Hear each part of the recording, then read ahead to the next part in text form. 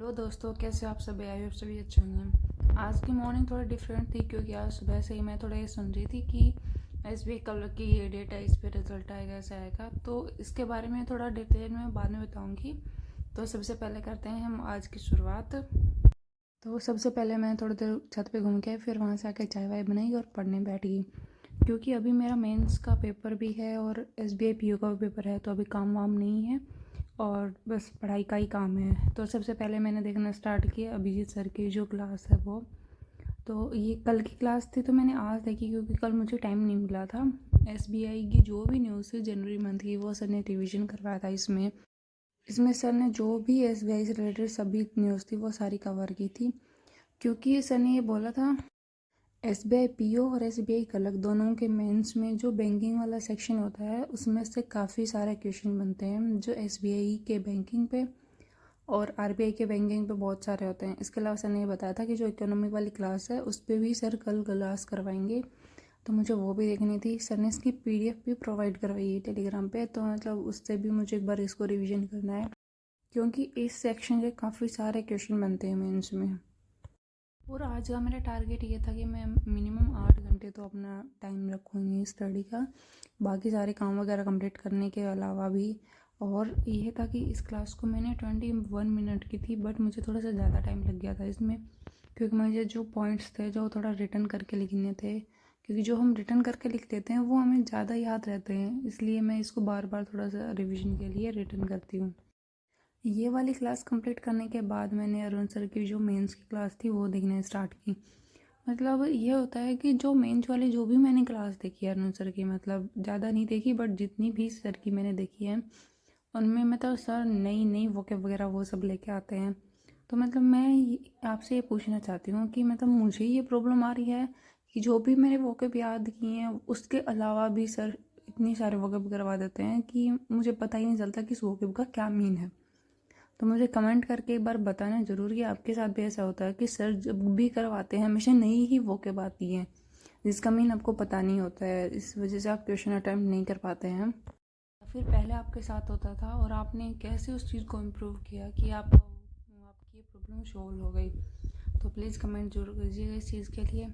तो सर ने इसमें करवाए थे सेंटेंस इम्प्रूवमेंट वाले क्वेश्चन करवाए थे, और उसके अलावा सर ने जो फिलर वाले थे वोकेब के, जो मैंने आपसे पूछा कि कमेंट करके बताना कि उसमें मैं मतलब इम्प्रूव करने के लिए क्या करूं, तो वो वाले क्वेश्चंस रखे थे इसमें। इसके अलावा सर ने इसमें जो कॉलम बेस्ड क्वेश्चन होते हैं वो करवाए थे। ये वाले क्वेश्चन मैक्सिमम टाइम मेरे सही हो जाते हैं, इनमें मेरे मतलब क्वेश्चन कम गलत होते हैं, क्योंकि उसमें या तो ऑप्शन से क्वेश्चन बन जाता है या फिर उसके अलावा सेंटेंस इतने ईजी होते हैं कि वो बन जाते हैं। ये क्लास कंप्लीट करने के बाद मैं दूसरी क्लास फाइंड आउट कर रही थी, तो मैंने देखा कि ऐसा स्क्रॉल हो रहा था कि एसबीआई की डेट कौन सी है, एसबीआई का रिज़ल्ट कब आएगा, ये वो उसके डेट वगैरह के बारे में बता रहे थे। तो मतलब इस चीज़ को लेकर पैनिक नहीं होना कि कब उसकी डेट आएगी। अगर आपके 60 to 65 अटैम्प्ट किए हैं 100% एक्यूरेसी के साथ, तो आप मेंस की तैयारी करो। रिजल्ट का वेट नहीं करो कि रिजल्ट अब आएगा। लास्ट ईयर ये हुआ था कि एक वीक पहले रिजल्ट आया था, तो बताओ एक वीक में मेंस की तैयारी कैसे पॉसिबल है। तो अभी से अपनी तैयारी करो और अपना बेस्ट दो। तो यही सॉल्यूशन है इस चीज़ का। उसके बाद ये था कि मैंने जो कल टेस्ट लगा था उसमें इंग्लिश में मेरे बहुत कम मार्क्स आए थे, तो इसलिए मैंने द हिंदू की जो क्लास थी जो मैं पीडीएफ से पढ़ना स्टार्ट किया था वो दोबारा से मैंने विशाल सर की लगाना स्टार्ट किया, क्योंकि सर जो एडिटोरियल करवा रहे हैं उनको थोड़ा मुझे दोबारा से एनालिसिस करने की ज़रूरत थी कि मैं क्वेश्चन कैसे अटैम्प्ट करूं, क्योंकि जो एसबीआई क्लर्क वाला जो मेरा पेपर हुआ था उसमें यह था कि मुझसे डायरेक्टली क्वेश्चन नहीं पूछे गए थे कि पैसेज में हमें डायरेक्टली क्वेश्चन बन रहे थे। जो भी क्वेश्चन थे इनडायरेक्टली वे से पूछे गए थे, और सर भी हमें इसी वे से करवाते हैं। इसलिए मैंने सर की हिंदू वाली द हिंदू की क्लास की, जिससे मेरे आरसी वाले जो क्वेश्चन वो अच्छे से अटैम्प्ट हों। तो अगर किसी को इस चीज़ में प्रॉब्लम आ रही है ना आरसी वाले में, तो बेस्ट वे है कि जो अरुण सर की जो द हिंदू की क्लास है उसको देखें। और सर की क्लास में हमने लगा हुआ था आईआईटी वाले बाबा का, तो मतलब उसको देख के मैंने सोचा कि आज आईआईटी वाले बाबा पे आर्टिकल आया है, बट ऐसा नहीं था। सर ने मुझे थोड़ा इस चीज़ के लिए गाइड किया था कि आजकल की न्यूज़ ऐसी बन रही है कि इंस्टाग्राम पे बाबा या फिर मोनालिसा जैसी ऐसी मतलब जो हैं उनको दिखा रहे हैं। जो इम्पोर्टेंट है जीडीपी है, जो इम्पोर्टेंट चीज़ है हमारी, जो जिसके बारे में हमें से ज़्यादा अवेयर होना चाहिए उनके बारे में नहीं बताते हैं, तो इसके बारे में सर ने बताया था। उसके बाद मैंने पुनीत सर की क्लास थी, मैराथन थी ये वैसे तो वो देखने स्टार्ट किया। इसमें सर ने मतलब सीरीज वाले क्वेश्चन, स्लॉग्स वाले और कोडिंग वाले, चाइनीज़ कोडिंग वाले और पजल वगैरह वो सब रखी थी। तो सर ने मतलब इसमें जो भी पीओ और कलरक में जो भी आने वाली थी और उनके मेन से बेस भी थे वो भी आने सब रखी थी। इसमें सर ने ये जो एक नया टाइप था चाइनीज़ कोडिंग वाला, जो मतलब मोस्टली SBI कलरक मेंस में आता है, लेकिन कभी कभी इसका शॉर्ट मतलब छोटा रूप जो होता है वो SBI PO के प्री में भी देखने को मिला है। तो इसलिए सर ने ये वाला क्वेश्चन करवाया था कि क्या पता ये सब मतलब एग्ज़ाम में आ जाए और तुम्हें लगे कि कहाँ से क्वेश्चन आ गया, तो इसलिए सर ने इसका छोटा जो मतलब मेंस में आता उससे थोड़ा छोटा करके और SBI PO प्री के लिए बनाया था सर ने। ये होता बहुत ईजी है लेकिन थोड़ा नया पैटर्न है। उसके अलावा सर ने जितनी भी पजल थी नाइट में मतलब 12 सवा 12 के अप्रोक्स तक ये सब क्लास चली थी।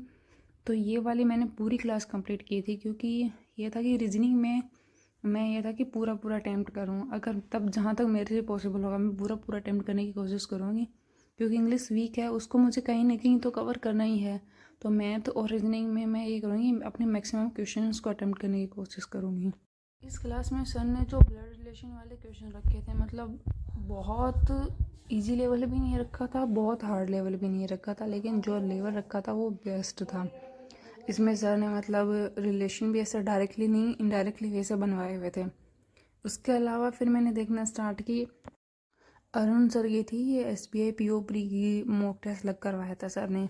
इसमें सर ने थी पहले एरर वाले क्वेश्चंस करवाए थे। मतलब एग्जाम में तो मोस्टली यही आते हैं कि एक सेक्शन होता है उसमें एरर होता है, लेकिन सर ने डबल सेक्शन वाले जो एरर वाले क्वेश्चन थे वो करवाए थे। थोड़े इजी थे एरर, पर इसमें मेरा एक वाला वो क्वेश्चन गलत हो गया था, वो डेस्पाइट ऑफ वाला, कि डेस्पाइट के बाद ऑफ नहीं लगता, वो वाला मेरा क्वेश्चन गलत हो गया था कि मुझे ध्यान नहीं रहा। मोस्टली आता है ये क्वेश्चन, बट मुझे पता नहीं कैसे ध्यान नहीं रहा, वो वाला मेरा क्वेश्चन गलत हुआ है। बाकी मेरा जो एरर वाले क्वेश्चन थे मोस्टली मेरे सारे सही हो गए थे। इसमें एरर वाले क्वेश्चन का ये होता है कि जब हम उसे रीड करते हैं तभी हमें थोड़ा आइडिया हो जाता है कि इस वाले सेक्शन में ये मिस्टेक है। पहले मुझे भी बहुत प्रॉब्लम होती थी, लेकिन अब जैसे जैसे रीडिंग की स्किल्स मैंने इम्प्रूव की, द हिंदू पढ़ना स्टार्ट किया, उसके बाद मुझे पढ़ने से ही थोड़ा आइडिया हो जाता है कि सेक्शन में ही और ये मिस्टेक है। तो मैं प्रेफर करती हूँ कि जो भी लोग ये सोचते हैं कि एरर वाले क्वेश्चन नहीं बन रहे हैं, तो उनके लिए सबसे अच्छा सजेशन ये है कि द हिंदू वाला आर्टिकल करना स्टार्ट कर दो। उसके अलावा सर ने ये करवाया था कि एक वर्ड दे रखा था और 4 सेंटेंस दे रखे थे, उसमें ये बताना था कि किस में इसका सही यूज़ नहीं है। तो ऐसा रहा मेरा आज का दिन, 8 घंटे का आज का मेरा शेड्यूल था। वीडियो अच्छी लगे तो लाइक, कमेंट और सब्सक्राइब ज़रूर कीजिएगा। Thank you for watching me.